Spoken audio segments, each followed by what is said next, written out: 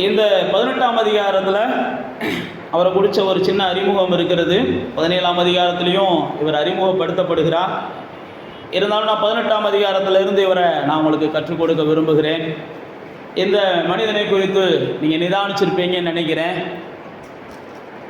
யாருன்னு கண்டுபிடிச்சிங்களா? யார்? யோனத்தான். வேத புஸ்தகத்தில் இருக்கிற ஒரு வித்தியாசமான ஒரு தேவ மனுஷன். அவனை நீங்கள் ஒரு மாமனிதன்னு சொல்லலாம், உத்தமர்களுக்கெல்லாம் உத்தமன் கூட நீங்கள் சொல்லலாம். நீதிமான்கள், இப்படிப்பட்ட ஒரு நீதிமான்லாம் பூமியில் வாழுவானான்னு கூட நம்ம என்ன செய்யலாம், கேள்வி பார்க்கலாம். தேவனை இந்த அளவுக்கு ஒரு மனுஷனால் நேசிக்க முடியுமா அப்படின்லாம் நம்ம அந்த யோனத்தானை பார்க்கும்போது உண்மைக்கே வியப்பாக இருக்கிறது. யோனத்தான் எப்படிப்பட்ட ஒரு மனுஷன் அப்படின்னு பார்த்தீங்கன்னா, ஒரு ராஜ வம்சத்தில் முதல் மனுஷன், ராஜாவுடைய மூத்த மகன். கிட்டத்தட்ட அந்த தேசத்துக்கே தேவனால் நியமிக்கப்பட்ட முதல் ராஜா யாரு? சவுல். தேவனால் நியமிக்கப்பட்ட முதல் ராஜா சவுல். இந்த முதல் ராஜா சவுல், இவருக்கு தேவன் சில பிள்ளைகளை கொடுத்திருந்தார். அவங்க பேர்லாம் வேதத்தில் எழுதப்பட்டிருக்குது. சில பிள்ளைகளை கொடுத்திருந்தார், சில குமாரத்திகளை கொடுத்திருந்தார். அவங்க பேரும் வேதத்தில் என்ன செஞ்சிருக்குது, எழுதப்பட்டிருக்குது. ஆனால் இதை யோனத்தானை மட்டும் ஆவியானவர் என்ன செஞ்சிருக்கிறார்னா கொஞ்சம் விசேஷப்படுத்தி எழுதியிருக்கிறார். யோனத்தானுடைய பிள்ளைகள் எல்லாம் வாழ்ந்ததாக அதுக்கப்புறம் சரித்திரங்களில் பார்க்கிறோம். 4ஆகமத்தின் புஸ்தகத்தை வாசித்து பார்த்தா யோனத்தானுடைய வம்சத்தில் 150 பேரை வரிசை என்ன செய்கிறோம், வரிசைப்படுத்துகிறதை பார்க்கிறோம். யோனத்தானை குறித்து நமக்கு எத்தனை பேருக்கு தெரியும்னு தெரியல. ஆனால் யோனத்தான் தாவீது என்கிற ஒரு மகா மேன்மையான ஒரு ராஜா உருவாவதற்கு பிரதானமான ஒரு காரணமாக இருந்தவன் யோனத்தான். ஒரு பெரிய பெரிய மனிதர்களெல்லாம் உருவாவதற்கு இந்த யோனத்தான் காரணமாக இருந்தான் என்று நாம் பார்க்கிறோம். யோனத்தான் அப்படின்னா கர்த்தர் அருளுகிற பரிசு, கர்த்தரால் கொடுக்கப்பட்டவர் அப்படின்னு அர்த்தம். யோனத்தான் அப்படின்னா தமிழில் கர்த்தர் ஒரு மனுஷனுக்கு கொடுக்கிற பரிசு. யோனத்தானை போல உண்மைக்கே நமக்கு ஒரு மனிதனை தேவன் துணையாக கொடுத்திருந்தார்னா நாம் தாவீதை போல என்ன செய்வோம்னா சரித்திரத்தில் இடம் பிடிக்கிற அளவுக்கு பெரிய ஆளாக மாறிடலாம். யோனத்தான் ஒரு பெரிய ராஜ குடும்பத்தை சார்ந்தவர். யோனத்தானுக்கு ராஜ மரியாதைகள் முழுவதுமாக இருக்கிறது. ஒரு சின்ன சம்பவத்தின் மூலமாக யோனத்தானும் தாவீதும் சந்தித்துக் கொள்ளுகிறார்கள். அதாவது யோனத்தானுடைய அப்பாவுக்கு பேய் பிடிச்சிருது. நல்லா தெரிஞ்சுக்கோங்க, யோனத்தானுடைய அப்பாவுக்கு என்ன செய்யுது, பேய் பிடிக்குது. யோனத்தானுடைய அப்பாவை முதல்ல தேவ ஆவி பிடிச்சிச்சுன்னு பைபிளில் போட்டிருக்குது. தேவ ஆவி பிடிச்சதுனால அவருடைய இருதயமே என்ன செஞ்சிச்சான், வேற இருதயமாக மாறுச்சுன்னு போட்டிருக்குது. தேவ ஆவி பிடிச்ச ஒருவனை அல்லது தேவனுடைய இருதயம், தேவனால் இருதயம் மாற்றப்பட்ட ஒருவனை பிசாசு பிடிக்குது அப்படின்றதுக்கு சவுல் ஒரு உதாரணம். தேவ ஆவி சவுலை விட்டு எடுக்கப்பட்டுச்சு அப்படின்னு பைபிளில் போட்டிருக்கு. ஏன் எடுக்கப்பட்டுச்சு அப்படின்னா தேவனை தொடர்ந்து துக்கப்படுத்துகிற காரியங்களை. அதனால தான் புதிய ஏற்பாட்டில் போட்டிருக்கு, பரிசுத்தாவியை என்ன செய்யாதீங்க, துக்கப்படுத்தாதீங்க. பரிசுத்தாவியை துக்கப்படுத்தும் போது பரிசுத்தாவியானவர் உங்களை விட்டுட்டு போயிட்டாருன்னா பைபிளில் போட்டிருக்கு, அடுத்து பொல்லாத ஆவிகள், முன்னிலும் இன்னும் கேடான சூழ்நிலைகளை உருவாக்குகிற பொல்லாத ஆவிகள் நம்முடைய வாழ்க்கைக்குள்ளே வந்து சேர்ந்துருமா. அதனால தான் கிறிஸ்துவை விட்டு போனவர்களுடைய வாழ்க்கையெல்லாம் நீங்கள் பார்த்தீங்கன்னா, கிறிஸ்துவுக்காக நின்றுட்டு அதுக்கப்புறம் பின்வாங்கி போனவங்க வாழ்க்கையெல்லாம் பார்த்தீங்கன்னா முடிவெல்லாம் என்ன செய்யும்னா பிசாசினாலே ரொம்ப அலக்களிக்கப்பட்ட ஒரு முடிவாக தான் இருக்கும். அவங்களுடைய வம்சங்கள்லாம் ரொம்ப பாதிக்கப்பட்டிருப்பாங்க. பல சாபங்களும் பல வகையான சொல்ல முடியாத சம்பவங்களும் அவங்க வாழ்க்கையில் நடந்திருக்கும். இங்கே பாருங்க, அப்படிப்பட்ட சூழ்நிலையில், எப்படிப்பட்ட சூழ்நிலையில் பிசாசு பிடித்த ஒரு மனிதனுக்கு பிசாசை துரத்துவதற்காகத்தான் தேவனால் என்ன செய்கிறார், தாவீது கொண்டு வரப்படுகிறார். முதல் அரண்மனைக்கு தாவீது கொண்டு வரப்படுகிறார். அந்த நேரத்தில் தான் தாவீதுக்கும் அந்த ராஜாவின் மகனாகிய யோனத்தானுக்கும் ஒரு அறிமுகம் வருகிறது. அப்புறம் பார்த்தீங்கன்னா 2 பேரும் ஒருத்தருக்கு ஒருத்தர் என்ன செஞ்சாங்க, ஒரே வயசுக்காரங்க, ஒருத்தருக்கு ஒருத்தர் ரொம்ப ஐக்கியமாக மாறிட்டாங்க. இப்படி ஐக்கியமாக மாறினதனுடைய விளைவு என்னன்னு பார்த்தீங்கன்னா, யோனத்தானுக்கு தான் வீட்டில் போய் பொண்டாட்டி பிள்ளைகளை பார்க்கறதுக்கு ஆசை இருக்கோ இல்லையோ, யாரை பார்க்கறதுக்கு ஆசை வந்துருச்சு, தாவீதை பார்க்கணும்னு ஆசை வந்துருச்சு. அந்த அளவுக்கு எக்ஸ்ட்ரீமா என்ன செஞ்சுட்டான், தாவீதை நேசிக்க ஆரம்பிச்சிட்டான். தாவீதை குறித்து பைபிளில் போட்டிருக்கு, அவன் ஆடுகளுக்கு பின்னாடி திரிந்தவன். ஆடுகளுக்கு பின்னாடி திரிஞ்சாலும் அவன் அசுத்தாவியை துரத்துகிறவனா இருந்தான். புரியுதா உங்களுக்கு? அரண்மனையில் அதிகாரிகள் இருந்தாங்க, அரண்மனையில் எல்லா ஆயுதங்களும் இருந்துச்சு, அரண்மனையில் எல்லா வகையான யுத்தம் செய்வதற்கான படைகள் இருந்துச்சு. ஆனாலும் எந்த ஒன்றும் அசுத்தாவியோடு யுத்தம் பண்ணி என்ன செய்ய முடியலை, ஜெயிக்க முடியலை.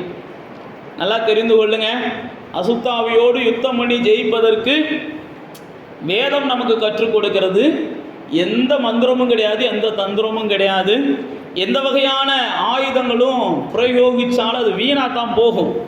அசுத்தாவியோடு நாம் போராடி ஜெயிப்பதற்கு வேதம் நமக்கு புதிய ஏற்பாட்டில் கற்றுக் கொடுக்கிறது. இயேசுவின் நாமத்தினால நீங்கள் பிசாசுகளை துரத்துவீர்கள், அப்படி தான் பைபிள் நமக்கு சொல்லியிருக்கு. இங்கே பாருங்க, அன்னைக்கு யாராலும் செய்ய முடியாத காரியத்தை யார் செய்கிறான், தாவீது செய்கிறான். அப்போ தான் யோனத்தானுக்கு அவன் மேலே இருக்கிற அபிஷேகம் புரிகிறது. நல்லா தெரிந்து கொள்ளுங்க, நம்மளோடு மனிதர்கள் பழகணும் அப்படின்னா நம்ம மேலே இருக்கிற அபிஷேகம் அவங்களுக்கு என்ன செய்யணும், புரியணும். நம்ம மேலே இருக்கிற அபிஷேகம் புரியணும்னா நாம் அபிஷேகிக்கப்பட்டவர்களாக நடந்து கொள்ளணும். நான் அபிஷேகிக்கப்பட்டவன் அப்படின்றதுல நம்ம நடந்து கொள்ளணும். அபிஷேகிக்கப்பட்டவனா நான் நடந்து கொள்ளாம என் மேல இருக்கிற அபிஷேகத்தை அவன் மதிக்க மாட்டேன்றியான்னு சொன்னீங்கன்னா நீங்க தான் தேவனுக்கு முன்பாக குற்றவாளியா மாறுறீங்க, அவன் குற்றவாளியா மாற மாட்டான். இப்ப தாவீதை எடுத்துக்கோங்க, அவன் அபிஷேகிக்கப்பட்டான். அபிஷேகிக்கப்பட்டதை எதன் மூலம் நிரூபிக்கிறான், கிரியைகள் மூலமாக நிரூபிக்கிறான்.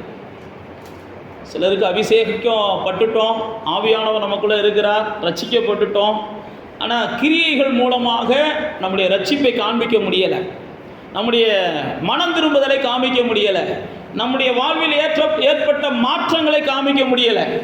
ஆனால் இதெல்லாம் காமிக்கணும். காமிச்சா தான் உங்கள் மேலே சமுதாயத்தில் ஒரு மதிப்பு உண்டாகும், உங்கள் மேலே ஒரு மரியாதை உண்டாகும், மற்றவங்க உங்களோட பழகுவதற்கு நீங்கள் இனிமையான ஆட்களாக மாறுவீங்க.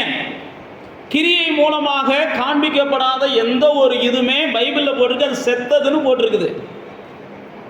கிரியை மூலமாக நீங்கள் காமிக்கப்படலைன்னா உங்கள் ரட்சிப்பு செத்தது. கிரியை மூலமாக நீங்கள் காமிக்கலைன்னா உங்கள் அபிஷேகம் செத்தது. கிரியை மூலமாக நீங்கள் காமிக்கலைன்னா உங்கள் ஆவிக்குரிய வாழ்வு செத்தது. நீங்கள் நல்லா தெரிஞ்சுக்கோங்க.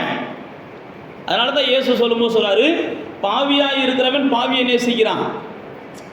நீயும் போய் என்ன செஞ்சா, உன்னை நேசிக்கிறவனே நேசிச்சா அவனை காட்டி நீ என்ன விசேஷமானவன் கேட்பாரு. உன்னை நேசிக்கிறவனே நீ நேசிக்கிற, உன்னை பகைக்கிறவனை நீ பகைக்கிற, உனக்கு உதவி செய்கிறவனுக்கு நீ உதவி செய்கிற, உனக்கு உதவி செய்யாதவனுக்கு நீயே என்ன செய்ய மாட்டேன்ற, உதவி செய்ய மாட்டேன்ற. அப்போ இதை காட்டிலும் நீ மனம் திரும்பினேன்னு சொல்கிறியே, எதுலேருந்து மனம் திரும்பின, அதெல்லாம் பொய்யின்ற கான்செப்டில் இயேசு பிரசங்கம் பண்ணுவார். நான் மறுபடியும் சொல்லுகிறது உங்களுக்கு புரியணும். உங்களுடைய செயல்கள் தான் உங்கள் மேலே உள்ள மரியாதையை அந்த சமுதாயத்தில் பெருகுவதற்கு தேவன் என்ன செஞ்சுருக்கிறாருன்னா ஒரு மகுடமாக வச்சுருக்கிறார். நீங்கள் மாற்றத்தை செயல்களில் பேச்சுகளில் கொண்டு வரலைன்னா ராஜாக்களால் அங்கீகரிக்கப்பட மாட்டீங்க, தலைவர்களால் மதிக்கப்பட மாட்டீங்க, வீட்டில் கூட உங்களுக்கு என்ன செய்யாது, ஆவிக்குரியவங்கன்ற அந்தஸ்து கிடைக்காது. இங்கே யோனத்தான் பாருங்க, அவன் மேலே இருந்த அபிஷேகத்தை அவன் பார்க்குறான். அதுக்கப்புறம் ரொம்ப அவனை நேசிக்க ஆரம்பிக்கிறான். இங்கே 18ஆம் அதிகாரத்துக்கு வாங்க. 18ஆம் அதிகாரத்தில் வந்துட்டு இந்த யோனத்தானுடைய அதை வாசிங்க. அதுக்கடுத்த முதல் வசனத்திலிருந்தே வாசிங்களேன். சவுலோட பேசி முடித்த பின்பு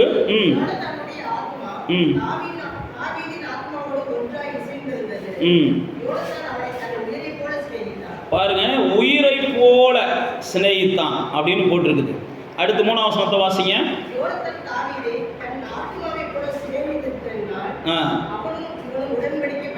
பாருங்க, ஆத்மாவை போல சிநேகித்தான். 4ஆம் வசனத்தில் வாசிங்க.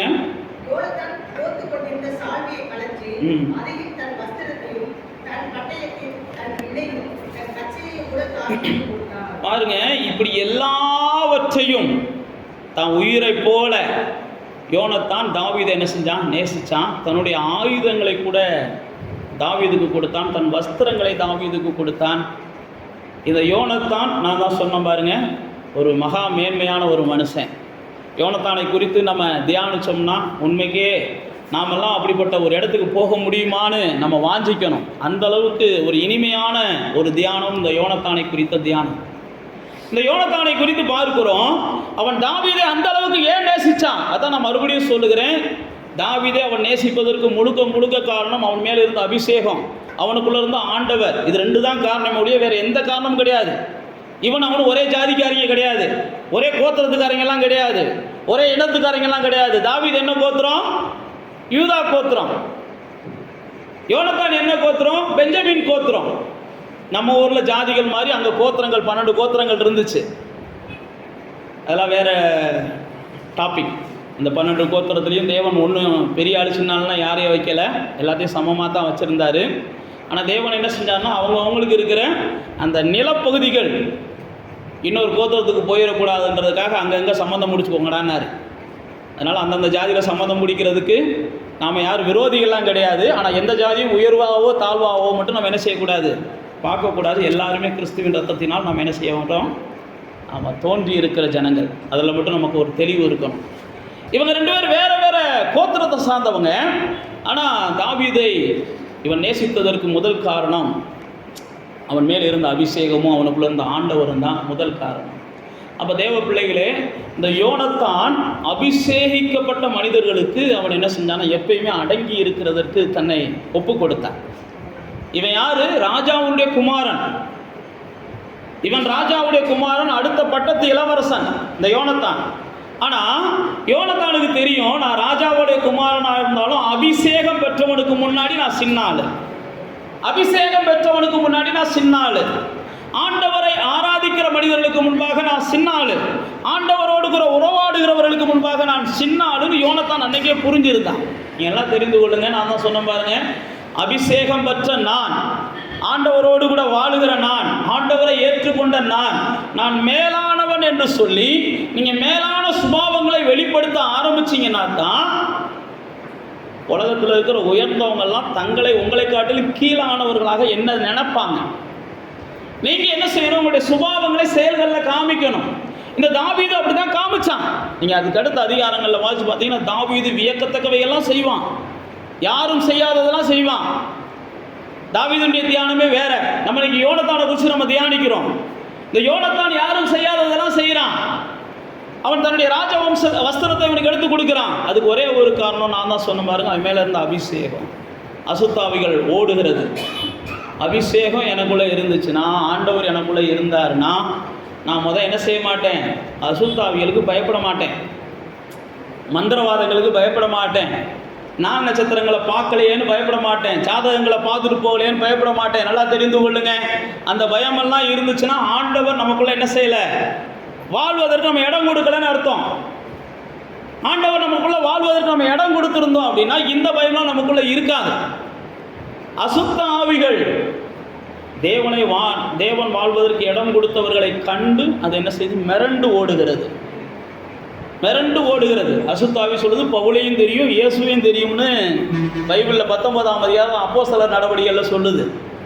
எனக்கு பவுல் யாருன்னு தெரியும், இயேசு யாருன்னு தெரியும், என்ன துரத்துறதுக்கு வந்திருக்கிற நீ யாருன்னு தெரியும்னு பிசாசு சொல்லுது. என்னை துரத்த வந்திருக்கிறவாரு உனக்கு இயேசுவுக்கு என்ன தொடர்புன்னு எனக்கு தெரியும். நல்லா தெரியுதா? பவுலுக்கு இயேசுவுக்கு என்ன தொடர்புன்னு தெரியும் அப்படின்னு பிசாசு பேசுது அந்த இடத்துல. ஏன் நான் உங்களுக்கு சொல்லுகிறேன் அப்படின்னா, நீங்கள் பாஸ்டர்கிட்ட அல்லது விசுவாசிகள்கிட்ட இருமனமுள்ளவர்களாய் நடந்து கொள்ளலாம். ஆனால் பிசாசுட்டையும் நீங்கள் நடக்க முடியாது, தேவன்ட்டையும் நீங்கள் நடக்க முடியாது. பிசாசுக்கும் தெரியும் நீங்கள் எங்கேயெல்லாம் பலவீனங்களை வச்சுருக்கீங்கன்னு சொல்லி, எங்கேயெல்லாம் தடுமாறுறீங்கன்னு பிசாசுக்கும் தெரியும், எங்கேயெல்லாம் நீங்கள் வீழ்ச்சி அடையக்கூடிய வாய்ப்பு இருக்குன்னு பிசாசுக்கும் தெரியும். ஆனால் இங்கே பாருங்க, யோனத்தான் அவன் மேல் இருக்கிற அபிஷேகத்தை கனம் பண்ணினான். யோனத்தான் அவன் மேல் இருக்கிற ஆவியை கனம் பண்ணினான். யோனத்தான் அவன் மேல் இருக்கிற ஆண்டவரை என்ன செஞ்சான், கனம் பண்ணினான். இந்த யோனத்தான் அவன் எவ்வளவு பெரிய ராஜ வம்சத்தில் அடுத்த ராஜாவாக இருந்தாலும் கர்த்தருடையவர்களை கனம் பண்ணுவதிலே ஒரு முதன்மையானவனாக இருந்தான். யோனத்தான்ட்டு நான் கற்றுக்கொள்கிற முதல் விஷயம் நல்லா தெரிந்து கொள்ளுங்க. நாம் எப்பயுமே என்ன செய்யணும், அபிஷேகத்துக்கு ஒரு மரியாதை கொடுக்கணும். ஆண்டவரால் அபிஷேகிக்கப்பட்டவங்களுக்குன்னு நம்ம ஒரு மரியாதை கொடுக்கணும். ஆண்டவரால் அபிஷேகிக்கப்பட்டவங்களை நாம் எப்பயுமே கனத்துக்கு பாத்திரவான்களாக எண்ணணும். தேவ பிள்ளைகளே, அடுத்து பாருங்க, இந்த யோனத்தானை குறித்து நான் முதலாவது சொன்னது அவனை வியக்கிறதுக்கு காரணம் அவன் அரசனாக இருந்தாலும் அபிஷேகம் தான் பெருசுன்னு நம்பினான். அரசனாக இருந்தாலும் அரச வம்சத்தில் வருகிறவனாக இருந்தாலும் அபிஷேகம் தான் அடுத்து பெருசுன்னு அவன் நம்புகிறதை பார்க்கிறோம். இதை தான் நம்ம இப்போ வாசித்த 18ஆம் அதிகாரத்தில் தியானிக்கிறோம். இப்போ பாருங்க, இந்த யோனத்தான் இந்த சூழ்நிலையில் இருக்கிறாரு. ரெண்டாவது யோனத்தானை குறித்து பார்த்தோம்னா ஒரு விசுவாசத்தில் ஒரு வீரன். யோனத்தான் யாரு? விசுவாசத்தில் வீரன். யோனத்தானை குறித்து வேதத்தில் நமக்கு அதிகமாக இல்லைனாலும் நீங்கள் 14ஆம் அதிகாரத்துக்கு வாங்க. ஒரு பெரிய ஒரு யுத்தம் அங்கே நடக்குது. அந்த யுத்தத்தில் எல்லாரும் என்ன செய்கிறாங்கன்னா, சவுல் முதற்கொண்டு, சேனைகள் முதற்கொண்டு, சேவகர்கள் முதற்கொண்டு எல்லாரும் தயங்குறாங்க, பயப்படுறாங்க. யுத்தம் பெரிய யுத்தம். இந்த பெரிய யுத்தத்தில் நம்ம போய் எப்படி நிற்கிறது, எப்படி ஜெயிக்கிறது அப்படின்னு சொல்லி எல்லாருக்குள்ளேயும் குழப்பம் இருக்குது. ஆனால் அந்த யோனத்தானுக்கு ஒரே ஒரு புரிதல் இருக்குது. அந்த வசனத்தை வாசி பார்த்தீங்கன்னா 6ஆம் வசனத்தை வாசிங்க.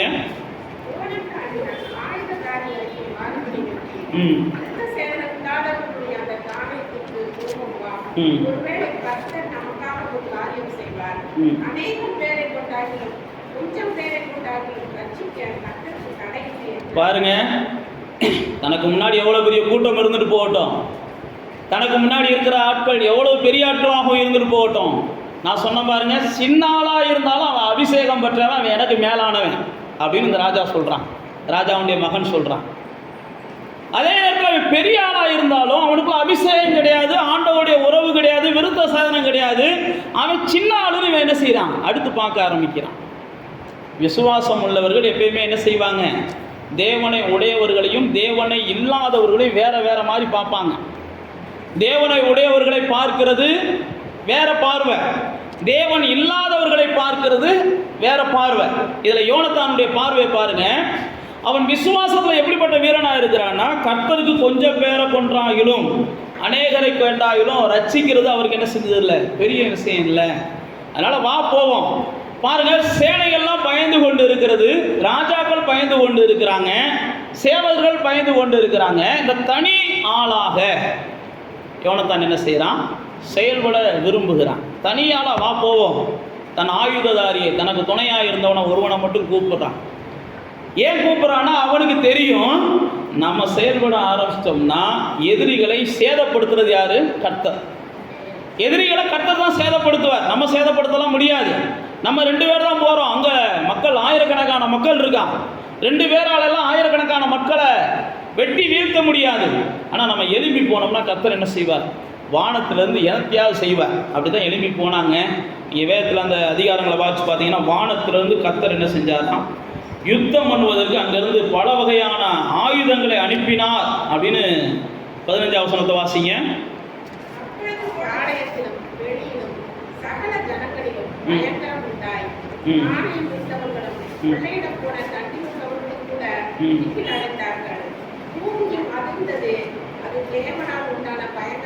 பாருங்க, அதுக்கு கீழே வாட்சி பார்த்தீங்கன்னா தேவனால் ஒரு பெரிய அசைவு உண்டாகிறது. யோனத்தான் விசுவாசத்தோடு செய்ததுனால, நான் மறுபடியும் சொல்லுகிறேன், நீங்கள் தேவ மனிதர்களை மதிப்பதற்கு நிச்சயம் பழகணும். 2வது, தேவனற்ற மனிதர்களை முடிந்த அளவுக்கு என்ன செய்யணும், ஆமாம், புத்தி இல்லாதவங்களாக தான் நம்ம பார்த்துக்கணும். அவங்க சொல்கிறதெல்லாம் கேட்கக்கூடாது. பேசுகிறதெல்லாம் நல்லா தான் இருக்கும், அவங்க பேசுகிற பேச்சுக்கள் எல்லாம் நல்லா தான் இருக்கும். ஆனால் வேதத்தின் பிரகாரம் கர்த்தருக்கு பயப்படுகிறதா ஞானத்தோட ஆரம்பமே. கர்த்தரை நேசிக்காதவர்களுக்கு ஞானம் கிடையாது. லௌகீக ஞானம் வேற, உலக பிரகாரமான ஞானம் வேற. பிரியாணி செய்கிறது எப்படின்னு வேணால் நீங்கள் அவங்கள்ட்ட கேட்டு தெரிஞ்சுக்கோங்க, தப்பு கிடையாது. பிரச்சனையை தீர்க்கிறது எப்படின்லாம் அவங்கள்ட்ட கேட்டிங்கன்னா நிச்சயமாக அவங்களை பிசாசில் கொண்டு போய் மாட்டி விட்டுருவாங்க. நமக்கு அவங்கள்ட்ட ஒருவேளை பிரியாணி செய்கிறது எப்படின்னு நீங்கள் கேட்டு தெரிஞ்சுக்கலாம், தப்பு கிடையாது. ஏன்னா லௌகீக ஞானம் தான் அவங்கள்ட்ட இருக்குது. என் வாழ்க்கையில் இருக்கிற பிரச்சனை எப்படி நான் தீர்க்கிறது, அல்லது இந்த சூழ்நிலையிலேருந்து நான் எப்படி விடுதலை ஆகுதுன்னு அவங்கள்ட்டெல்லாம் கேட்டிங்கன்னா அவங்கள நிச்சயமாக உங்களை இடற பண்ணுவாங்க, தடுமாற பண்ணுவாங்க. தேவனற்றவர்கள் உங்களை தேவனற்றவர்களாக என்ன செஞ்சுருவாங்க, மாற்றிடுவாங்க. இங்கே யோனத்தானை பார்க்கிறோம், அவன் விசுவாசம் உள்ளவன். அதனால் என்ன செய்கிறான்னா, வாங்க போவோம் அப்படின்னு சொல்லுடைய ஆயுததாரியை கூப்பிடுறான். அப்போ அவனுடைய தேவனை குறித்த ஒரு அறிவு அவனுக்கு தெளிவாக இருந்துச்சு. உங்களுக்கும் எனக்கும் தேவன் மேலே விசுவாசம் வைக்கணும்னா தேவன் எப்படிப்பட்டவர்ன்ற அறிவு நமக்கு அவசியம். தேவன் எதையெல்லாம் செய்யக்கூடிய வல்லவர் என்ற அறிவு நமக்கு அவசியம். நம்முடைய விசுவாசம் தேவன் மேலே என்ன செய்யணும்? ஒரு வகையான உறுதியானதாக இருக்கணும். விசுவாசம் எப்பயுமே சந்தேகம் உள்ளதாக இருக்கக்கூடாது. ஏனென்றால் இருமனம் உள்ளவர்கள் பைபிளில் போட்டிருக்கு. தேவனிடத்தில் எதையாகிலும் பெறலாம் என்று என்ன செய்யாதீங்க, யாக்கோபு 1:8 சொல்றாரு. இருமனம் உள்ளவர்கள், விசுவாசம் இல்லாமல் தேவனுக்கு பிரியமாக இருப்பது கூடாத காரியம். எபிரேயர் 11:6 சொல்றாரு. அவர் உண்டென்றும் அவரிடத்தில் சேருகிறவர்களுக்கு அவர் பலன் அளிக்கிறவர் என்றும் நாம் என்ன செய்யணுமா? விசுவாசிக்கணும். அதுதான் தேவனுடைய பிள்ளைகளுக்கு தேவன் கொடுத்திருக்கிற ஒரு ஆதாரம், விசுவாசம். அப்போ தேவ பிள்ளைகளை இங்கே யோனத்தானுடைய 2வது வார்த்தையை பார்க்கிறோம். அவன் விசுவாசத்திலே ஒரு வீரனாக இருக்கிறான். அதனால தான் ஒரு பெரிய வெற்றியை பார்க்கிறான். அடுத்து 3வது பார்த்தீங்கன்னா, அந்த யோனத்தான் எதை செய்தாலும் முழு மனதோட செஞ்சான். தேவ பிள்ளைகளை நீங்களும் நானும் எதை செஞ்சாலும் என்ன செய்யணும்? முழு மனதோட செய்யணும். தாவீதுக்கு ராஜ்யத்தை விட்டு கொடுப்பதிலையும் அவன் முழு மனதோட என்ன செஞ்சான்? விட்டு கொடுத்தான். தன் தகப்பனிடத்தில் போய் தாவீதுக்காக பேசும்போது நீங்க வாசிச்சு பார்த்தீங்கன்னா, அவன் முழு மனதோடு தாவீதுக்காக என்ன செஞ்சான்? பேசுவான். தாவீதை தப்புவிப்பதற்காக சில திட்டங்களை போடும்போதும் பார்த்தீங்கன்னா, அவன் முழு மனதோடு தான் என்ன செய்வான்? திட்டம் போடுவான். இந்த யோனத்தான் எதையுமே முழு மனதோட செய்வான், அறகுற மனசோட அவன் செய்யலை. நீங்கள் ஒவ்வொரு விஷயத்தையும் கவனித்து பார்த்தீங்கன்னா, யோனத்தானுடைய வாழ்க்கையில் தேவன் என்ன செஞ்சிடறாரு? யோனத்தான் நீ அப்படியே நீங்கள் வேதத்தில் வாட்சி பார்த்தீங்கன்னா, பெருசாக தேவனுக்கும் யோனத்தானுக்கும்லாம் உரையாடல்கள் இருக்காது. ஆனால் தேவனுக்கும் தாவீதுக்கும் உரையாடல்கள் நிறையா இருக்கும். ஆனால் தாவீதுக்கே ஒரு ரோல் மாடலாக யார் தான் இருந்தான்னு பார்த்தீங்கன்னா, யோனத்தான் தான் இருந்தான். தாவீதுக்கே ஒரு ரோல் மாடலாக. தாவீது இந்த அளவுக்கு ஆவிக்குரிய வாழ்க்கையில் எழுச்சி அடைவதற்கு ஒரு பெரிய உந்து சக்தியாக இந்த யோனத்தான் இருந்தான். அவன் பாருங்க, எதை செய்தாலும் ஒரு முழு மனதோட செய்கிறான். இப்போ ஆயுததாரியை கூப்பிடுறான். ஆயுததாரியை கூப்பிடும்போது 2 பேரும் வாங்க போகண்டு போகிறாங்க. அந்த 14ஆம் அதிகாரத்துக்கே வாங்க. 2 பேரும் போகிறாங்க. அப்படி போய்கிட்டு இருக்கும்போது அந்த யோனத்தான் சொல்கிறான் பாருங்க, 7ஆம் வசனத்தில் ஆயுததாரியை நோக்கி, இருதயத்தில் இருக்கிறபடியெல்லாம் செய்யுங்கன்னு சொல்லிடுறான். வாங்க இங்கே போவோம் அப்படின்ட்டு போகிறாங்க. அப்போ யோனத்தான் சொல்கிறான், நாம் அந்த மனுஷன்கிட்ட போவோம், அவங்கள நம்மளை காண்பாங்க. 8ஆம் வசனம். 9ஆம் வசனத்தில் சொல்கிறாரு, அவங்க என்ன செய்கிறாங்க? நில்லு அப்படின்னு நம்மளை பார்த்து சொன்னாங்கன்னா நம்ம ஏறி போகாமல் என்ன செஞ்சிருவோம்? அங்கேயே நின்றுவோம். இல்லை நீ ஏறி வான்னு சொன்னால் நம்ம என்ன செய்வோம்? கர்த்தர் அவங்கள நம்ம கையில் ஒப்பு கொடுத்துட்டாரு அப்படின்னு நம்ம நினச்சிக்குவோம். நீங்கள் நல்லா தெரிந்து கொள்ளுங்க, உங்களுடைய முழு மனது தான் உங்களை தேவனிடத்தில் என்ன செய்யுதுன்னா, எதையும் பெற்றுக்கொள்வதற்கு தகுதி உள்ளவங்களாம் மாற்றுது. அப்போ முழு மனது வரமாட்டேங்குது பாஸ்டர் அப்படின்னா, நீங்கள் முழு மனது வர்றது வரைக்கும் என்ன செய்யணும்? பயிற்சி எடுத்து ஆகணும், வேறு வழி இல்லை. முழு மனது இல்லாமல் நீங்கள் எதை செஞ்சாலும் எதிரிகளுக்கு முன்பாக கண்டிப்பாக நீங்கள் ஏளனம் பண்ணப்படுவீங்க. ஏதோ ஆண்டவர் அதை செய்வார்னு சொன்ன நீங்கள் முழு மனசு இல்லாமல் செஞ்சால் ஆண்டவருடைய நாமும் சேர்ந்து தூசிக்கப்படும். ஏதோ ஆண்டவர் இதை எனக்கு மாற்றிடுவாருன்னு அப்படின்னு நாளைக்கு உங்களை பரியாசம் பண்ணுவாங்க. ஆண்டவர் இதில் எனக்கு ஒரு வெற்றியை கொடுப்பார்னு சொன்னேன். மறுபடியும் சொல்லுகிறேன், நீங்கள் முழு மனதோடு செஞ்சீங்கன்னா உங்கள் எதிரிகள் உங்களுக்கு முன்பாக என்ன செய்வாங்க? பணிந்து என்னை ஆசீர்வதிப்பான்னு சொல்லுவாங்க. நீங்கள் அறகுற மனதோடு சொன்னீங்கன்னா அவன் உனக்கு தலைவனாக மாறிடுவான், நீங்கள் அவனுக்கு அடிமையாக மாறிடுவீங்க. அடுத்து என்ன செஞ்சாலும் இங்கே பாருங்க, யோனத்தான் அழகாக சொல்லுகிறான், அவன் நில்லுன்னு சொன்னால் நம்ம போக வேண்டாம். பாருங்க, இப்போ நீங்களாக இருந்தாலும் நானாக இருந்தாலும் அவன் நம்மளை நில்லுன்னு சொல்லிட்டா நம்ம என்ன செய்வோம்? ஆண்டவர் நமக்கு துணையாக இருக்கிறான்னு அர்த்தம். ஏறி வான்னு சொல்லிட்டா நம்ம ஓடி போயிடுவோம். நம்மளே ஒரு சண்டைக்கு போகிறோம், நல்லா யோசிச்சு பாருங்க, எதார்த்தமா இல்லை இங்கே வாடான்னு சொன்னால் நமக்கு இன்னும் கொஞ்சம் என்ன செய்யும்? பயம் வரும். பெரிய கூட்டம், பெற்றோர்கள், ராஜா பயந்துக்கிட்டு இருக்கிறாரு, சேனைகள் பயந்துக்கிட்டு இருக்குது. ஆனால் இவன் பாருங்க கொஞ்சம் வித்தியாசமாக யோசிக்கிறான். யோனத்தான் ஏறி வான்னு சொன்னால் ஏறி போயிடுவான். அவன் கூப்பிட்டேன்னா போய் அவனை அடிச்சிருவான். அவன் கூப்பிடலையா அங்கேயே நின்றுனானா விட்டுருவான், நமக்கு வெற்றி கிடைக்காதுன்னு நினச்சிருவோம். ஏன் நான் உங்களுக்கு சொல்லுகிறேன்னா, மனதை என்ன செய்யணும்? திடப்படுத்தணும். மனதை அளபாய விடக்கூடாது, மனதை அசைய விடக்கூடாது. தேவ பிள்ளைகள் நல்லா தெரிந்து கொள்ளுங்க, விசுவாசிக்கிறவன் பதறான்னு பைபிளில் போட்டிருக்குது. நீ வழக்காட போகும்போது நீதிமொழிகளில் போட்டிருக்கு, நீ வழக்காட போகும்போது ஒரு சந்தேகத்தோட போனீங்கன்னா நீ தோத்து போவன்னு தான் போட்டிருக்கு பைபிளில். பதட்டத்தோட போனீங்கன்னா தோத்து போவன்னு பைபிளில் போட்டிருக்குது. பார்த்தீங்கன்னா கிதியோன் தேவன் அவனை கூப்பிடுறாரு, வாடா உனக்கு நான் வெற்றியை தரேன், ஒரு மனுஷனை முறியடிக்கிறது போல நீ என்ன செய்வ, இந்த மீதியானியரெல்லாம் முறியடிச்சிருவன்றாரு. ஆனால் கிதியோனும் தைரியமாக வந்து செயல்பட ஆரம்பிக்கிறார். செயல்பட ஆரம்பிக்கிற நேரத்தில் அவருக்கு சில நேரத்தில் பஞ்சாயத்து வர ஆரம்பிச்சிருச்சு. நீங்கள் வாட்சி பார்த்தீங்கன்னா தெரியும், வீடுகள் எல்லாம் வந்து பெரிய ஆளுங்க பேச ஆரம்பிச்சிருவாங்க, உன் மையன் என்ன செய்கிறான், ஓவர் சேட்டை பண்ணுறியான்ட்டு. வாட்சி பார்த்தீங்கன்னா தெரியும். அப்போ தான் கிதியோனுக்கு புரியுது, தேவன் சொன்னால் நம்ம எந்திரிச்சு செஞ்சோம்னா எல்லாம் நமக்கு சாதகமாக இருக்கும்னு சொன்னால் பல பஞ்சாயத்து வருதே அப்படின்னு சொல்லி அவன் கொஞ்சம் தயங்க ஆரம்பிச்சிருவான். அடுத்த ஆண்டவர் என்ன செய்வார்னா, எப்பா இந்த பஞ்சாயத்துலாம் ரெண்டாவது, நான் உனக்குன்னு வச்ச திட்டம் அங்கே இருக்குது, நீ மீதியானவர்களோட போய் யுத்தம் பண்ணணும், கிளம்புன்றார். இவனுக்கு ஒரு பயம் வந்துருச்சு. நான் மறுபடியும் சொல்லுகிறேன், முழு மனதில்ல, பயமாக இருக்குது, பதட்டமாக இருக்குன்னா அமைதியாக விட்டுருங்க. அமைதியாக விட்டுருங்க. செஞ்சு பார்ப்போம், ஏதாவது வச்சு பார்ப்போம், தொட்டு பார்ப்போம் அப்படின்லாம் நினைக்காதீங்க. அது உங்களுக்கு தோல்வியை தான் கொடுக்கும். ஒரு முழு மனதோட, முழு திருப்தியோட, முழு வகையான திடத்தோட நீங்கள் எதையும் செய்யணும். அப்போ பாருங்க, கிதியோன் அப்படி செய்ய நினைக்கிறாரு. பைபிளில் வாசிச்சு பார்த்தீங்கன்னா, அப்போ கிதியோனுக்கு பயம் வந்துடுது. ஆண்டவர்கிட்ட ஜெபம் பண்ணுறான், ஆண்டவரே இந்த அடையாளத்தை கொடுங்க. ஆண்டவர் அந்த அடையாளத்தை கொடுக்குறார். ஆண்டவரே இந்த அடையாளத்தை கொடுங்க. ஆண்டவர் அந்த அடையாளத்தை கொடுக்குறார். இவன் கேட்குற அடையாளத்தெல்லாம் கொடுத்தா கூட இவனுடைய மனசு என்ன செய்யலை, திருப்தி அடையலை. இவன் போவதற்கு தயங்குகிறான். யுத்தம் பண்ணால் தோத்து போவோமோன்னு பயப்படுறான். நம்மளால் ஜெயிக்க முடியாமல் போயிருமோ, அவ்வளவு வைராக்கியமான மனுஷன். சின்ன சின்ன சூழ்நிலைகள், அவ்வளவு பராக்கிரமசாலின்னு தேவனாலே அழைக்கப்பட்ட மனுஷன். சின்ன சின்ன சூழ்நிலைகள், சில நேரத்தில் நம்முடைய வாழ்க்கையில் சின்ன சின்ன சூழ்நிலைகள் நம்மளை என்ன செஞ்சிடும், நம்ப விடாமல் ஆக்கிறோம், நம்முடைய முழு மனதை கெடுத்துரும். ஆனால் இந்த கிதியோன் என்ன செஞ்சான், முழு மனது வராமல் நான் எழும்பி போக மாட்டேன்னு நிற்கிறேன்.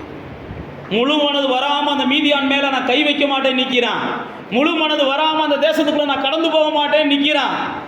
நீ வேதத்தில் வாட்சி பார்த்தீங்கன்னா, ஆண்டவர் எதிரியினுடைய சொப்பனத்தை குறித்து இவன் காதுபட பேச வைக்கிறார். அதுக்கப்புறம் எத்தனையோ அடையாளங்களை பார்த்தான். அதுக்கப்புறம் பார்த்தீங்கன்னா அவன் அந்த முழு மனதுக்குள்ளே வந்துடுறான். அப்போ தான் ஆண்டவர் என்ன செஞ்சிடறாரு, அவனுக்கு ஒரு பெரிய திட்டத்தை கொடுத்து ஒரு பெரிய வெற்றியை கொடுக்குறார். நான் ஏன் உங்களுக்கு சொல்லுகிறேன் அப்படின்னா, முழு மனது தான் நீங்கள் ஈஸியாக தேவனுடைய திட்டத்தை புரிந்து கொள்வதற்கு உதவி செய்யும். ஈஸியாக நீங்கள் வெற்றி அடைகிறதுக்கு உதவி செய்யும். இந்த யோனத்தான் பாருங்கள், முழு மனதோடு செய்ய ஆரம்பித்தான். நான் உங்களுக்கு சொன்னேன், அவன் தேவனுடையவர்களை கண்டு கனம் பண்ணான். தேவனுடையவர்கள் யார் என்றும் தேவன் அற்றவர்கள் யார் என்றும் உங்களுக்கு நிதானிக்க தெரியும். இயேசுவின் நாமத்தை பயன்படுத்திட்டா எல்லாருமே தேவனுடையவர்கள்னு நினச்சிங்கன்னா இன்னும் நீங்கள் பக்குவப்படலைன்னு அர்த்தம். பைபிளை வச்சுருக்கவங்கெல்லாம் பரிசுத்தவான்கள் நினச்சிங்கன்னா இன்னும் உங்களுக்கு என்ன செய்யலை, குழந்தையா இருக்கீங்கன்னு தான் அர்த்தம். சிலுவையை போட்டிருந்தா போதும், அவங்க தான் இயேசுக்காரங்க அப்படின்னு நீங்கள் நினச்சிக்கிட்டு எல்லார்ட்டையும் போனீங்கன்னாலே நல்லா தெரிந்தவங்களுக்கு நீங்கள் சீக்கிரம் விழுக போகிறீங்கன்னு அர்த்தம். எங்கேயோ ஒரு இடத்துல இடற போகிறீங்கன்னு அர்த்தம். உங்களுக்கு புரிதல் வேணும். சிலுவையை பார்த்தோன்னே நம்பக்கூடாது, பைபிளை பார்த்தோன்னே நம்பக்கூடாது, சோத்திரத்தை பார்த்தோன்னே நம்பக்கூடாது. அவங்க கிறிஸ்தவங்கன்னு சொல்லிடலாம். அவங்க கனிகளை வச்சு தான் நீங்கள் அறிந்து கொள்ள முடியும்னு பைபிளில் போட்டிருக்குது. யோனத்தான் முதல்ல தேவனுடையவன் யார் என்பதை அவனால் கண்டுபிடிக்க முடிஞ்சு. அதனால தான் அவன் கனம் பண்ணான், அவங்கள பின்பற்றினான், அவங்களோடு பழகுனான், சாகிறது வரைக்கும் அவங்களோடு கூட என்ன செஞ்சான், உண்மையாக இருந்தான். இரண்டாவது யோனத்தான் அவன் ஒரு விசுவாசத்தில் வல்லவனாக இருந்தான், விசுவாசத்தோடு எல்லாத்தையும் செய்தான். மூணாவது யோனத்தானை குறித்து நாம் பார்க்குறோம், முழு மனதோடு எதையும் செய்கிறான். நாலாவது யோனத்தானை குறித்து பார்க்குறோம், அவன் பொறாமப்படாதவனாக இருக்கிறான். யோனத்தான் என்ன செய்கிறதில்ல, பொறாமப்படலை. அவன் இடத்துல யார் இருந்தாலும் பொறாமை வரும். வேதத்தில் போட்டிருக்கு, அவங்க அப்பாவுக்கே பொறாமை வந்துச்சான். அவங்க அப்பாவுக்கு என்ன பொறாமை வந்துச்சு, தாவீதை குறித்து ஜனங்கள் பாடுகிறார்கள். வாங்க அந்த அதிகாரத்துக்கு வாங்க, 18ஆம் அதிகாரத்துக்கு வாங்க. தாவீதை குறித்து ஜனங்கள் பாடுகிறார்கள், இவன் கொன்றது 1000. இதெல்லாம் 18ஆம் அதிகாரத்தில் தாவீதும் யோனத்தானும் ரொம்ப சிநேகமாயிடுறாங்க. இப்படி சிநேகமானதுக்கப்புறம் ஜனங்கள் பாட ஆரம்பிக்கிறாங்க. பாருங்களேன், இந்த வசனத்தை வாசிங்க, 6ஆம் வசனத்திலிருந்து வாசிங்க.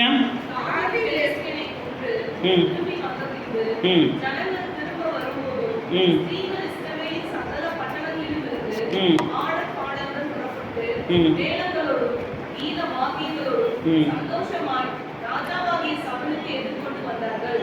அந்த ஸ்திரீகள் ஆடி பாடுகையில் சவுல் கொன்றது 1000, தாவீது கொன்றது 10,000 என்று முறைமுறையாக பாடினார்கள். அந்த வார்த்தை சவுலுக்கு விசனமாய் இருந்தது.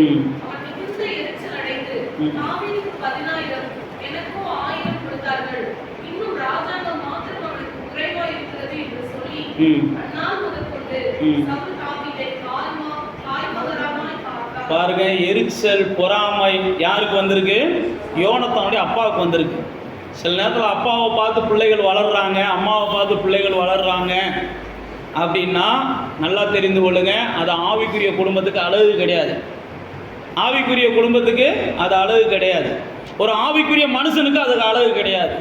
எங்களை பார்த்து அல்ல, நீங்கள் தேவனுடைய வார்த்தையை பார்த்து தான் வளரணும்னு நம்ம பிள்ளைகளை வளர்க்கணும். எங்களை பார்த்து அல்ல, பரிசுத்தவான்களை பார்த்து தான் நீங்கள் வளரணும்னு பிள்ளைகளை வளர்க்கணும்.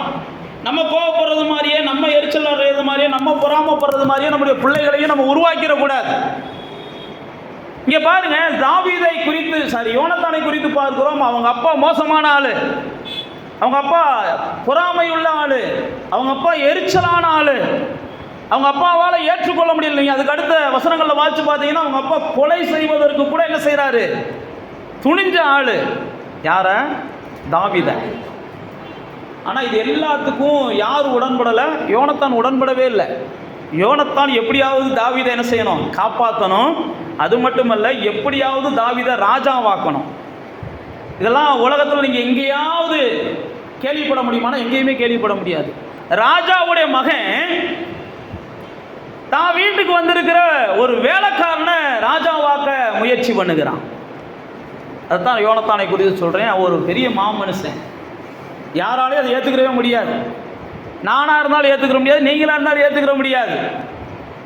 நாங்கள் ராஜாவாக இருக்கிறோம். நேற்றுக்கு என் வீட்டில் சும்மா வந்த மனுஷன், இவன்ட்ட அபிஷேகம் இருக்கட்டும், இவன்ட்ட எண்ணம் இருக்கட்டும், இவனை கொண்டு போய் ராஜாவாக வச்சு நீங்கள் வாசிச்சு பார்த்தீங்கன்னா யோனத்தான் ஒரு வார்த்தை அழகாக சொல்லுவான்.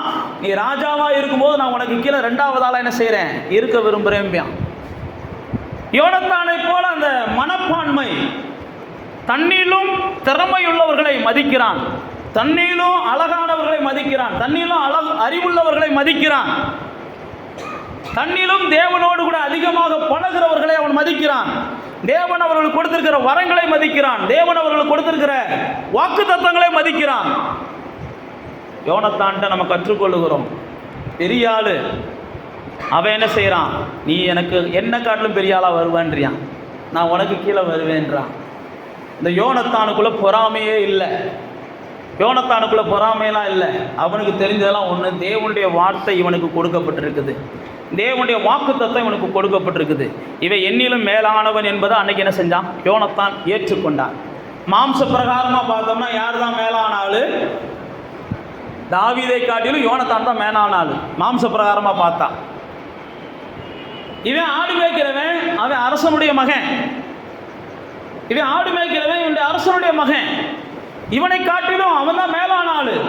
அதனால தான் இயேசு தான் சீசர்களுக்கு சொல்லிக் கொடுக்கும்போது சொன்னார், உங்களில் முதன்மையாக இருக்க விரும்புகிறவன் என்ன செய்யணும்?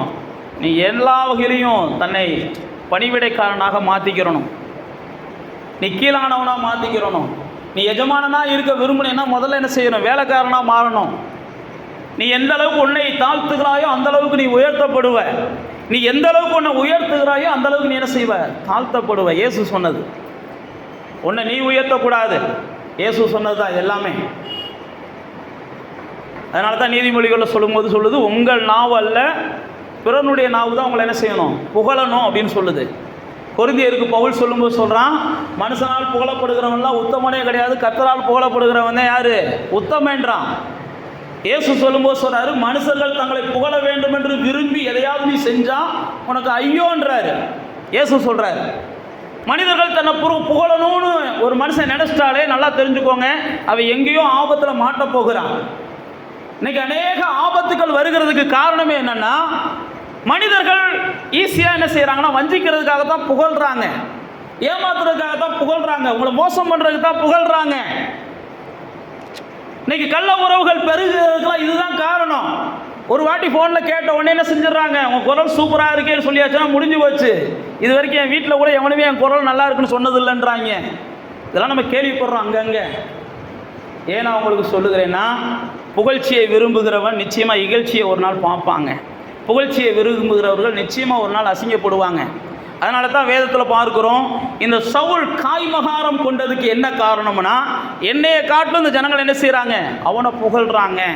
நான் இப்படித்தானா, நான் 1000, அவன் 10,000. அப்போ பொறாமை, எரிச்சல் புகழ்ச்சியை விரும்புகிறவர்களுக்கு தானாக வரும். புகழ்ச்சியை விரும்புகிறவர்கள், பெருமையை அந்த பேசணும்னு நினைக்கிறவங்க நல்லா தெரிந்து கொள்ளுங்க, அவர்களை குறித்து பைபிளில் போட்டிருக்கு, அப்படிப்பட்டவர்களுக்கெல்லாம் தேவன் எதிராக இருக்கிறார்னு போட்டிருக்கு. பெருமை உள்ளவர்களுக்கு தேவன் எதிராக இருக்கிறார். தேவன் கையெல்லாம் கொடுக்க மாட்டார். பெருமைப்படுறியா, உன் பெருமை என்ன செய்யட்டும். நீங்கள் வாட்சி பார்த்தீங்கன்னா பெருமைப்பட்ட அநேகர் நேபுகாத்நேச்சாரை கொடுத்து பார்க்குறோம், பெருமையின் உச்சத்துக்கு போனான். ஏரோதுவை குறித்து பார்க்குறோம் அப்போஸ்தலர் 12ஆம் அதிகாரத்தில், பெருமையின் உச்சத்துக்கு போனான்.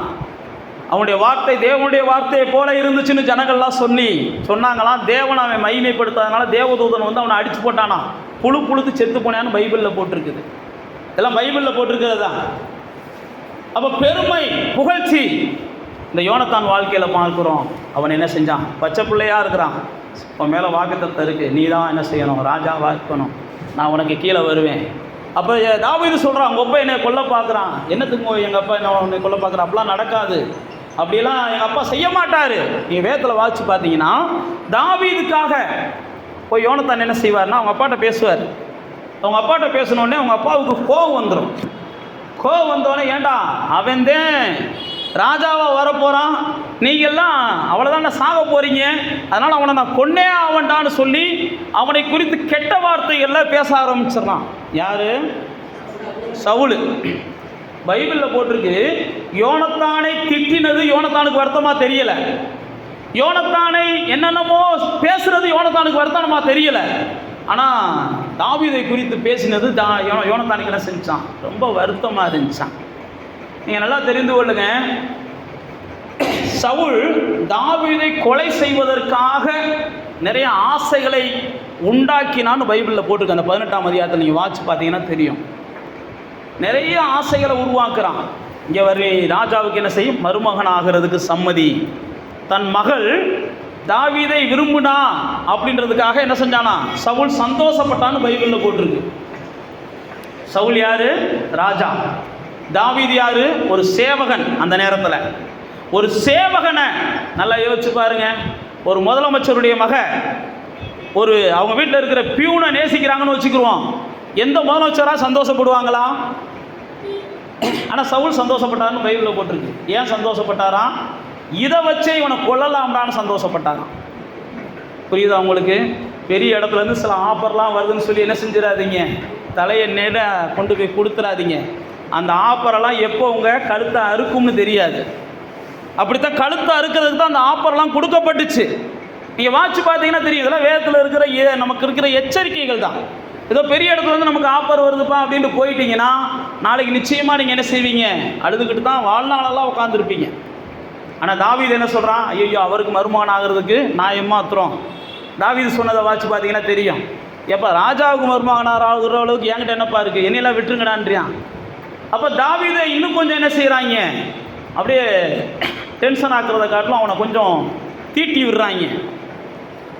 நுனித்தோள்களையெல்லாம் வெட்டிட்டு வா, நீ ஒரு வீரன் என்று சொல்லி சம்மதிச்சு பொண்ணை கொடுத்துருவாங்க.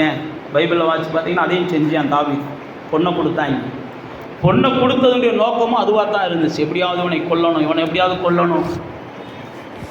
சோத்திரம். இதுக்கு மேலே நம்ம என்ன செய்யக்கூடாது, ஓப்பனாலாம் பேச முடியாது. அடுத்த டாபிக் போயிடுவோம். யோனத்தான் இங்கே பாருங்க, இப்படிப்பட்ட சூழ்நிலையில் யோனத்தான் தாவீதை எப்படியாவது காப்பாற்றணும், தாவீதை எப்படியாவது ராஜாங்கத்தில் உட்கார வைக்கணும், தாவீதோடு கூட நான் கீழே எப்படியாவது என்ன செய்யணும், அந்த அமைச்சரவையில் இருக்கணும். யோனத்தான் அந்த அளவுக்கு பொறாமை இல்லாதவனாக இருந்தான். நல்லா தெரிந்து கொள்ளுங்க, பொறாமையை குறித்து வேதத்தில் எத்தனையோ போட்டிருக்குது. பொறாமை எந்த மனுஷனுக்குள்ளே வந்துச்சுனாலும் அது ஒரு வகையான பிசாசின் குணம், அவனை பிசாசாக மாற்றிடும். சவுல் அப்படி தான் மாற்றிருச்சு. அதனால் பொறாமைக்கு முடிஞ்ச அளவுக்கு என்ன செய்யுங்க, இடம் கொடுக்காதீங்க.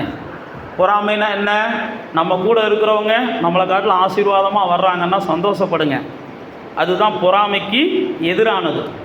நம்ம கூட இருக்கிறவங்க நம்மளை காட்டில் ஆசீர்வாதமாக வரும்போது ஆண்டவன் அவங்களெல்லாம் ஆசீர்வதிக்கிறான், நம்மளை ஏந்தேன் இப்படி வறுத்தெடுக்கிறான்னு சொன்னீங்களோ, கண்டிப்பாக உங்களுக்குள்ள பொறாமை முளைக்க ஆரம்பிச்சிடும்.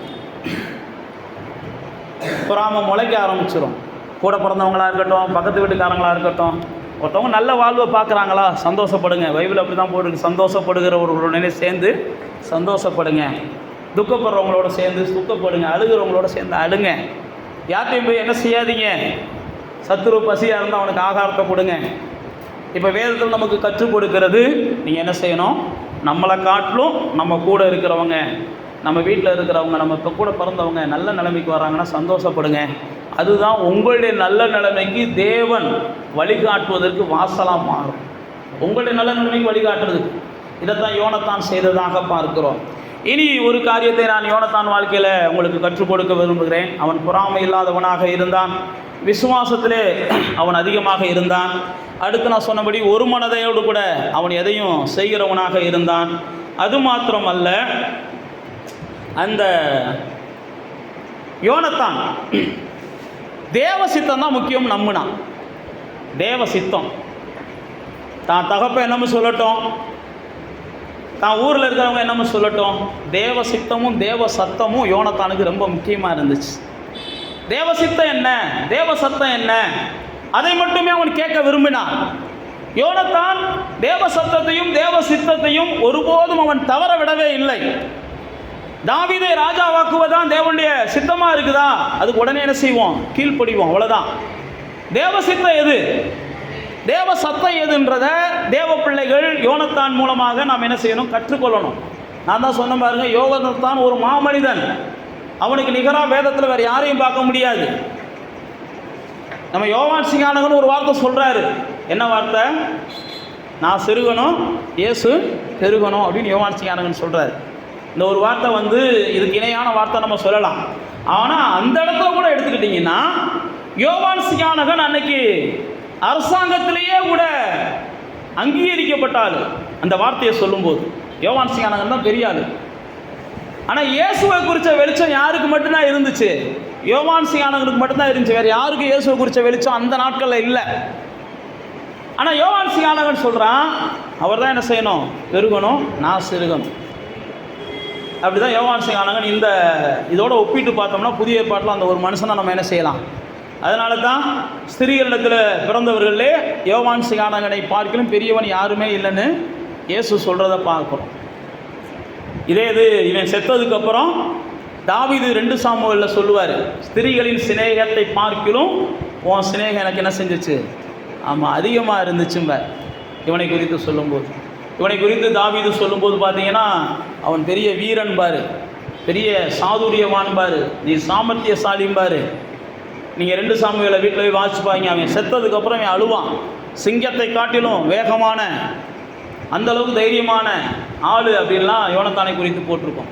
இந்த யோனத்தான் நான் தான் சொன்ன பாருங்க, ஊர் என்ன சொல்லுது, உலகம் என்ன சொல்லுதுலாம் அவன் கவனிக்கலை. தேவ சித்தம் எது, தேவ சத்தம் என்ன, தேவ சித்தத்தையும் தேவ சத்தத்தையும் மிகவும் கனம் பண்ணுகிறவனாக இருந்தான். தேவ சித்தத்தை புரிந்து கொண்டு தேவ சத்தத்தை புரிந்து கொண்டு யோனத்தான் செயல்பட்டதுனால தான் யோனத்தானுடைய வம்சமெல்லாம் தேவனாலே நினைக்கப்பட்டுச்சு. அவன் கொஞ்ச நாளில் செத்து போயிட்டான்.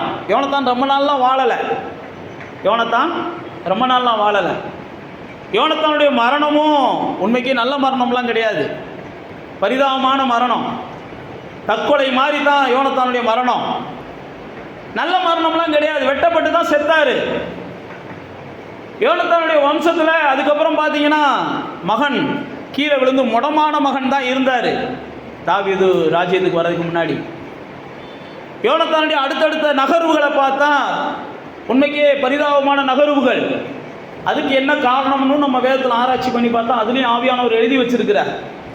யோனத்தானுடைய முடிவு ஏன் இப்படி இருந்துச்சு, யோனத்தான் எல்லா வகையிலையும் நீதிமான் தானே, யோனத்தான் குற்றம் சாட்ட முடியாத ஒரு மனுஷன், யோனத்தானை யாரும் குற்றம் சாட்ட முடியாது, யோனத்தானை யாரும் குறை சொல்ல முடியாது.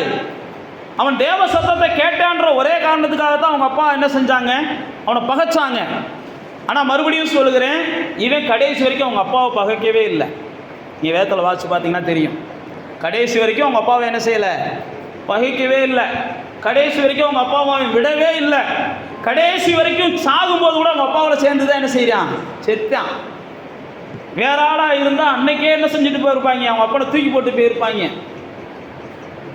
இன்னைக்கு இவனை குத்தி கொள்றதுக்கும் இவனை கெட்ட வார்த்தை பேசுறதுக்கும், தாவீது கெட்ட வார்த்தை பேசுறதுக்கும் இனிமேல் உங்க கூட வாழ முடியாத சாமின்ட்டு என்ன செஞ்சுருப்பாங்க, தாவீதோடு போய் நான் காட்டில் போய் இருந்துக்கிறேன்ட்டு போயிருப்பாங்க. ஏன்னா நீங்கள் வேதத்தில் பார்த்தீங்கன்னா தாவீதோடு கூட காட்டில் தான் கடைசியாக யோனத்தான் பேசுவார். யோனத்தான் கடைசியாக காட்டில் வச்சு தான் யோனத்தானும் தாவீதும் பேசுவாங்க. அப்போ தான் தாவீதை விட்டுட்டு யோனத்தான் வீட்டுக்கு வருவார். அவர் காட்டிலே இருந்திருந்தாருன்னா அவருடைய வாழ்க்கை வேறு மாதிரி போயிருந்திருக்கும்.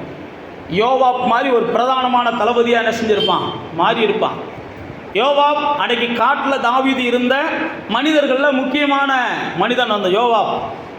அதனால் தாவீதின் சரித்திரத்தை வாசிக்கும் போது இதெல்லாம் நம்ம தியானிக்கலாம். இன்னைக்கு பாருங்க, இவன் யோனத்தான் தேவ சத்தத்தை, தேவ சித்தத்தை அவன் நிறைவேற்றுவதற்காக எல்லாவற்றையும் சகித்து கொண்டான், எல்லாவற்றையும் ஏற்றுக்கொண்டான்.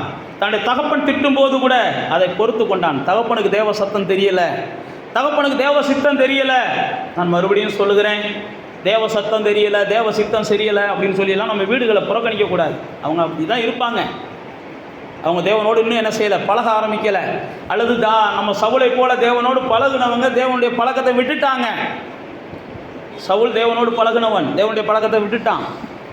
அப்போ தேவ சத்தம் கேட்கல, தேவ சித்தம் புரியலை அப்படின்னு சொல்லி அவங்களோட போராடுவதற்கு பதிலாக நாம் செய்ய வேண்டியதை ஜெபத்தோடு செய்து கொண்டே இருந்தோமே ஆனால் தேவன் நிச்சயமாகவே தேவ சத்தத்தை கேட்காத அவர்களுக்கு முன்பாக, தேவ சித்தம்னு என்னன்னே புரியாத அவர்களுக்கு முன்பாக நம்முடைய வாழ்க்கையை கொஞ்சம் விசேஷப்படுத்தி காமிப்பார். தேவ சத்தமும் தேவ சித்தமும் அவர்களை பார்க்கலும் நம்மளை விசேஷப்படுத்தும்.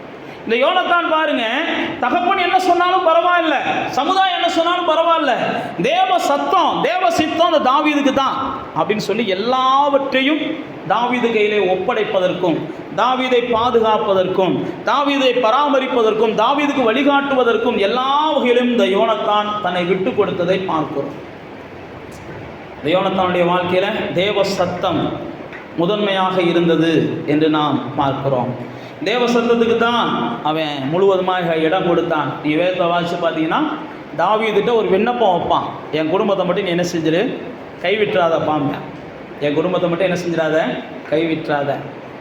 ஏன்னா நான் எங்கள் அப்பையும் கூட போகிறேன், எனக்கு எப்போ வேணாலும் முடிவு வரும்.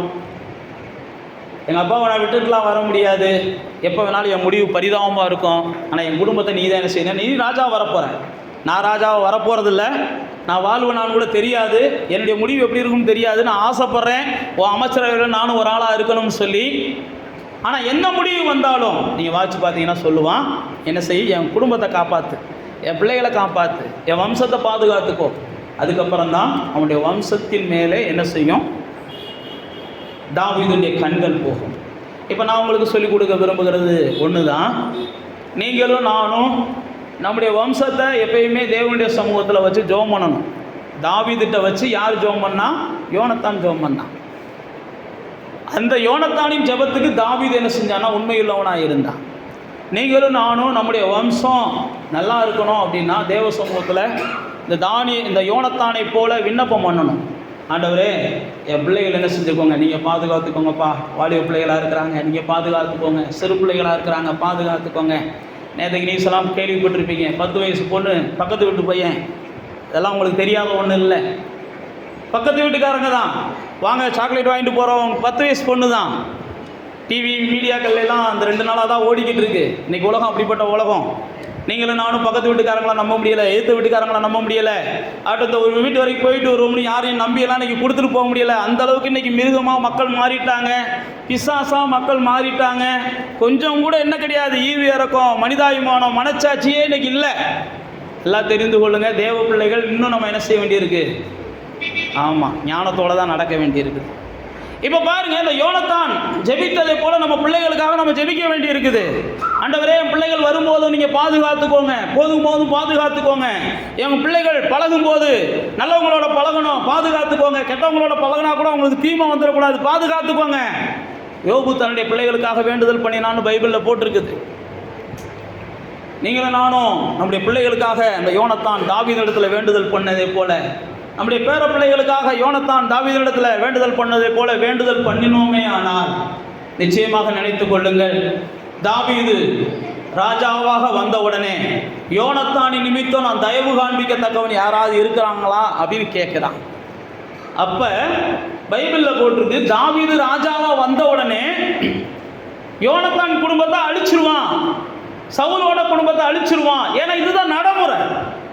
இதுதான் என்னது, ஒரு ராஜா வந்த உடனே இதுக்கு முன்னாடி எந்த ராஜா இருந்தாங்களோ அவங்க குடும்பத்தில் என்ன செஞ்சிருவாங்க, அழிச்சிருவாங்க. அந்த குடும்பத்தில் யாரும் இருக்கிறத அவங்க விரும்ப மாட்டாங்க.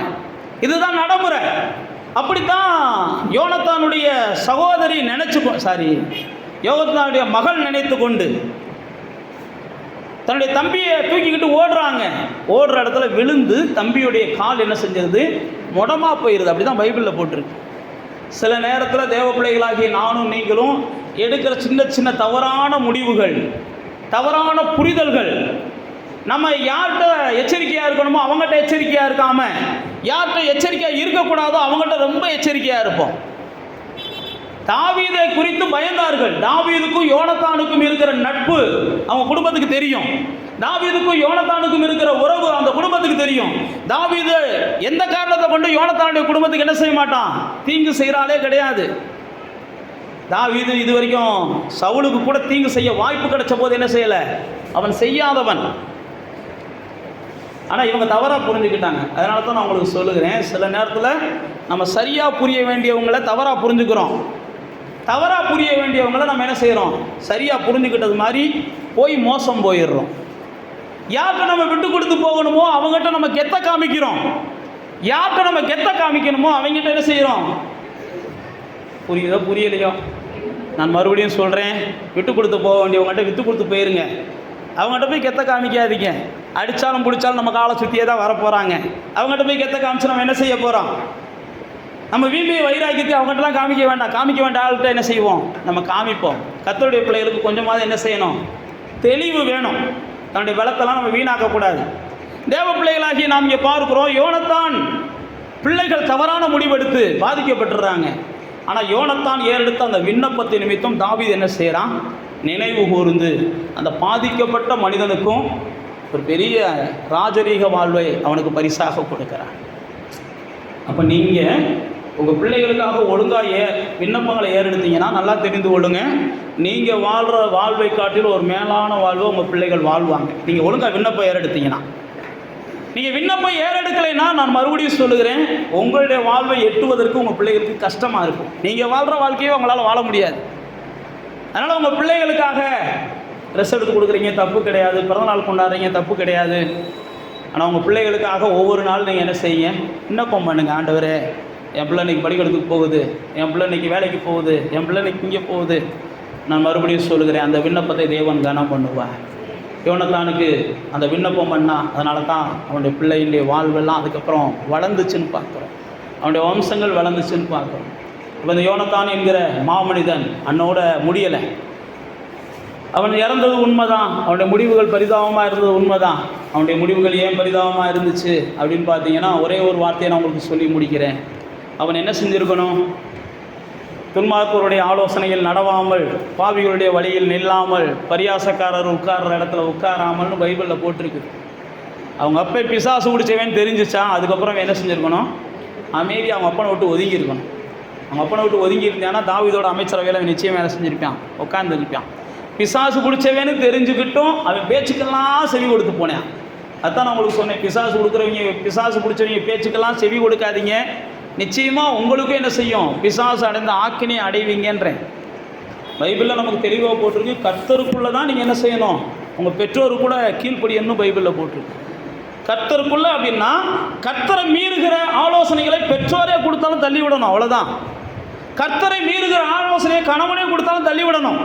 கர்த்தரை மீறுகிற ஆலோசனையை மனைவியை கொடுத்தாலும் தள்ளிவிடணும். ஏன்னா ஆகாப் கர்த்தரை மீறுகிற ஆலோசனையை மனைவி கொடுத்து செஞ்சான், அதனால தான் அவன் குடும்பமே சாபம் பட்டுச்சுன்னு வேதத்தில் வாசிக்கிறோம். அப்போ எதை செஞ்சாலும் நம்ம என்ன செய்யணும், கர்த்தருக்கு அப்படின்ற அந்த மைண்ட் செட்டில் நம்ம வரணும். இதில் தான் யோனத்தான் கொஞ்சம் கோட்டை விட்டுட்டார். அதனால தான் நீதிமொழிகளில் ஒரு வசனம், பிரசங்கில் ஒரு வசனம் இருக்குது, தான் நீதியினாலே கெட்டு போன நீதிமான் இருக்கிறான் அப்படின்னு போட்டிருக்கு. இந்த அப்பாவை விடக்கூடாதுப்பா, அவர் எப்படி இருந்துட்டு போகிறாருப்பா, அவர் பேச்சு கேட்போம்ப்பா, அப்பாவை விட சொல்லலை, ஆனால் அவர் பேச்சை கேட்குறத என்ன செய்யணும், அவர் பிசாசி பிடிச்சவர்னு தெரிஞ்சு போச்சு, அவர் பேச்சை கேட்குறத விட்டுறணும். பிசாசு பிடிச்சவங்கன்னு தெரிஞ்சு போச்சுன்னா அதுக்கப்புறம் அவங்க பேச்சை கேட்குறத விட்டுறணுமே ஒழிய அவங்களோட சண்டை போடக்கூடாது. முடிஞ்ச அளவுக்கு சமாதானமாக ஜெபத்தோட நாட்களை கடத்துங்க. நிச்சயம் ஒரு நல்ல முடிவுகளை கர்த்தர் தருவார். யோனத்தானுடைய மரணத்திற்கு அது ஒரு காரணமாக நம்ம தியானிக்கலாம். அதனால் தேவ பிள்ளைகளே, இந்த யோனத்தான் ஒரு மகா மேன்மையான மனிதன். அப்படியே கண்களை மூடி இந்த யோனத்தானத்தில் நாம் கற்றுக்கொண்ட இந்த சுபாவங்களை நானும் நீங்களும் நம்முடைய வாழ்க்கையிலையும் அதை கண்டிப்பாக அப்ளை பண்ணால் ஆவியானவர் நமக்கு உதவி செய்வார். தேவன் கொடுத்த பெரிய கொடை அல்லது தேவன் கொடுத்த பெரிய பரிசு தான் இந்த யோனத்தான். ஒரு ராஜ குடும்பத்தில் அவர் இருந்தாலும் தேவனுடைய மனிதர்களை எப்பயுமே தன்னிலும் மேலானவர்களாக எண்ணுனா.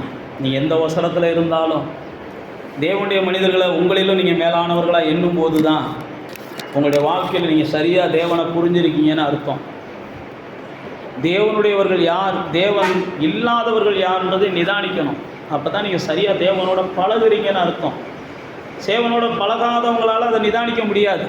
தேவனோட பழகுறவங்களால தான் இவங்ககிட்ட தேவன் இருக்கிறான், இவங்ககிட்ட தேவன் இல்லை. பைபிள் வச்சுருந்தாலும் அதுதான் நான் உங்களுக்கு சொன்னேன், சிலுவை போட்டிருந்தாலும் அதுதான் நான் உங்களுக்கு சொல்லுகிறேன். இன்னைக்கு கொள்ளாத காலமாகி போச்சு. பிசாசும் தேவனுடைய ஊழியக்காரனின் வேஷத்தை தரித்து கொண்டு தான் நடமாடுகிறான். கனம் பண்ணுகிற நாம் தேவனுடையவன் யார் என்பதை தேவனோடு பழகும் போது தான் நம்ம புரிந்து கொள்ள முடியும். இந்த யோனத்தான் தேவனுடையவன் யார், பிசாசனுடையவன் யார். நான் தகப்பன் பிசாசனுடையவன் அவனுக்கு புரிஞ்சுக்கிடுச்சு. தகப்பனால் பகைக்கப்படுகிற தாவீது தேவனுடையவன் என்பது அவனுக்கு புரிஞ்சுக்கிடுச்சு. ரெண்டையும் புரிஞ்சுக்கிட்டான். இந்த யோனத்தானுடைய சக்ஸஸுக்கு இதுதான் காரணம். அவன் எடுத்த முடிவுகள் தவறானதாக போச்சு. தாவீதோட பயணம் பண்ணியிருக்கணும். இன்றைக்கி சரித்திரத்தில் வேறு மாதிரி இருந்திருப்பான் யோனத்தான். கர்த்தருக்கு ஸ்தோத்திரம். நீங்களும் சரியான முடிவுகளை எடுங்க. தவறான முடிவுகளை எடுத்து யோனத்தானை போல பாதிக்கப்பட்டுறாதீங்க. ரெண்டாவது நான் உங்களுக்கு சொன்னேன், யோனத்தான் விசுவாசம் உள்ளவனாக இருந்தான். எதையுமே தேவன் செய்வார்னு விசுவாசத்தோடு இருந்தான். எதையுமே தேவனால் கூடுன்ற விசுவாசத்தோடு இருந்தான்.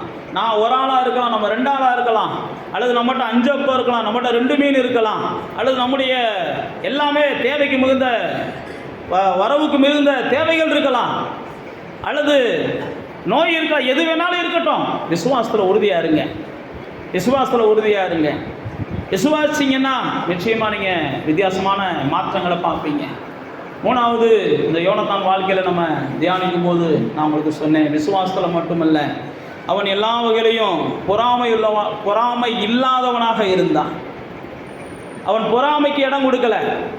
நீங்கள் நானும் வாழ்க்கையில் மற்றவங்க உயரும்போது சந்தோஷப்படணும், மற்றவங்க ஆசீர்வாதமாக இருக்கும்போது சந்தோஷப்படணும். நம்ம பொறாமைப்படவே கூடாது. இந்த யோனத்தான் வாழ்க்கையில் பார்க்குறோம், அவன் பொறாமை இல்லாதவனாக ராஜாவாக இருந்தாலும் தனக்கு கீழே இருக்கிறவனை அவன் ராஜாவாக பார்க்கக்கூடிய அளவுக்கு மனநிலையை உருவாக்கி நாங்கள் பார்க்குறோம். அது மாத்திரமல்ல, இந்த யோனத்தானை குறித்து நம்ம தியானிக்கிறோம். அவன் குடும்ப உறவுகளையெல்லாம் சரியாக வைத்திருந்தான். ஆனால் சொன்னபடி பிசாசுடைய சத்தத்துக்கு செவி கொடுக்குற தகப்பனுடைய சத்தத்துக்கு அவன் செவி கொடுத்துக்கிட்டே இருந்தது தான் அவனுடைய முடிவாகிப்போச்சு. தன் பிள்ளைகளுக்காக விண்ணப்பம் பண்ணுனா. நானும் நீங்களும் இந்த யோனத்தானை போல பிள்ளைகளுக்காக நாம் விண்ணப்பம் பண்ணுகிறவர்களாக இருக்கணும். இந்த யோனத்தான் எல்லா வகையிலும்